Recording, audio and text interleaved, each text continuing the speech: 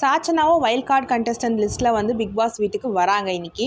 So அவங்களுக்கும் விஷாலுக்கும் பேச்சுவார்த்தை போகுது. என்னென்னா விஷால் சொல்கிறான், நான் வந்து 2 பேருமே நான் ஒரே மாதிரி தான் பார்க்குறேன், ஃப்ரெண்ட்ஸாக தான் பார்க்குறேன்னு சொல்லி சாச்சனா சொல்கிறாங்க. இல்லை 2 பேரையும் நீ லவ் பண்ணுற மாதிரி தான் வந்து வெளில வந்து ப்ரொஜெக்ட் ஆகுது. ஆனால் உண்மை அப்படி தானே தெரிஞ்சுது.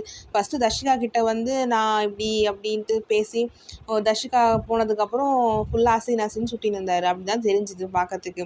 ஸோ விஷால் வந்து என்ன சொன்னால், இல்லை நான் ஃப்ரெண்ட்ஸாக தான் பழகினேன். சாச்சனா உடனே நீ ஃப்ரெண்ட்ஸாக தான் பழகின ஓகே, நீ பழகிற சரி, அவங்களுக்கு எப்படி தோணும் நீ யோசிச்சிருக்கணும்ல, நீ வந்து ஸ்பேஸ் கொடுத்தது உன் தப்பு தானே அப்படின்னு சொல்கிறாங்க.